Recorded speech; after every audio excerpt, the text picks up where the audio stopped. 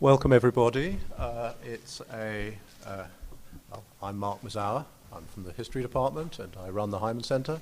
And it's my pleasure and privilege to introduce to you this evening Gillian Tett, who is the managing editor of the US edition of the Financial Times and assistant editor of the Financial Times. Historians like to make patterns where there are none, and so I suppose it's my kind of professional defamation to assume that Gillian set out with this career in mind to do a PhD in social anthropology in the best place possible if you wanted to become an expert in the workings of capitalism, I would have said, which is to say the fringes of the Soviet Empire at the time that it was it was collapsing and communism was being replaced by some form of capitalism. She did a PhD that had taken her for field work to Tajikistan, and after that moved into journalism and joined the Financial Times in 1993, if I'm not mistaken, and began writing on Russia and Europe. Then moved to Japan, which produced her first book on the a financial crisis and its consequences in Japan, Saving the Sun. Then became deputy editor of Lex, which those of you who read the Financial Times will know to be perhaps the most important part of the newspaper, and started becoming expert in something that most people had no idea existed at the time, credit default swaps. And this led to her second book, which many of you will know her for, Fool's Gold, which is a compulsively readable account of how J.P. Morgan invented the CDS and much else besides, and laid the roots of the current financial crisis. And I must say that when I read this book, I think to myself that there's really no excuse for academics to complain that they find it hard to write readable books about what they do when you can write such a readable book about such a complicated subject. She was the British Business Journalist of the Year in 2008, Journalist of the Year at the British Press Awards in 2009, and last year she won the President's Medal from the British Academy. And so it's with great anticipation that I hand the floor over to Gillian Tett to talk to us about being an anthropologist on Wall Street. Gillian. Well, many thanks indeed for that very kind introduction. Is the microphone working? Can you hear me? Great. Okay, I'm most impressed, Mark, that you remembered all that off by heart, which is incredibly humbling.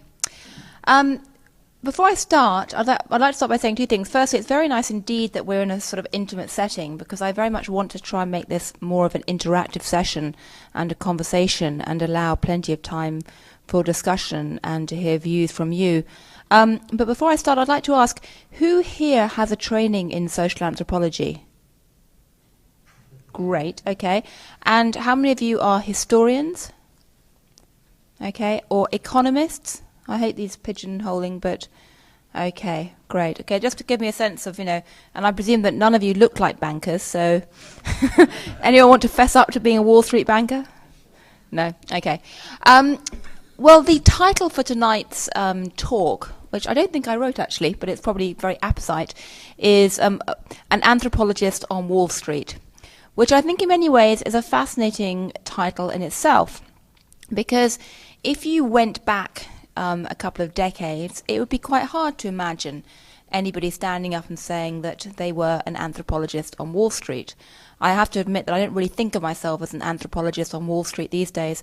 I'm sort of more an anthropologist in disguise, dressed up as a journalist, covering Wall Street and many other aspects of the financial markets and the economy. But the key point to start off by making is that if you go back a couple of decades, the reality was that most anthropologists did not look at Wall Street or financial markets at all, really.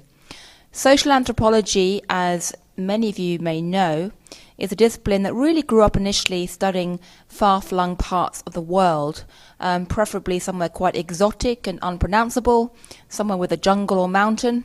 And it tended to spend its time in particular looking at poorer people, studying down, as anthropologists sometimes say, in terms of the relative power structures. And the idea of studying Wall Street or big Western corporations and financial markets was something that really only emerged in a mainstream way 2 or 3 decades ago. That's partly because it's often been very difficult for anthropologists to get access to mainstream corporations. As Karen Ho, a wonderful anthropologist who has studied Wall Street very recently and written a great book about it called Liquidated, that I would strongly recommend to any of you who haven't read it. As Karen Ho points out, anthropologists over the last 150, 200 years of their discipline have been able to go and pitch their tents in, say, Afghanistan and study people without asking permission. They couldn't go and pitch their tents in the hallways of JP Morgan because they'd get thrown out by the security guards. So until recently, anthropologists haven't shown that much interest in Wall Street. And in addition to the power structure and the difficulty, there was also a problem that, for much of the time that anthropology has existed as a discipline, it's often been quite suspicious of the world of money and economics. It's a fact that really reflects sort of academic tribalism as much as anything else, and prejudice. But there's often a feeling amongst people who've come through the social sciences that money, people who handled money, banking and stuff, was all a bit grubby. Now, it has to be said that as far as many bankers were concerned, they haven't had much interest in anthropology either. I mean, anthropologists looked at bankers as being morally grubby.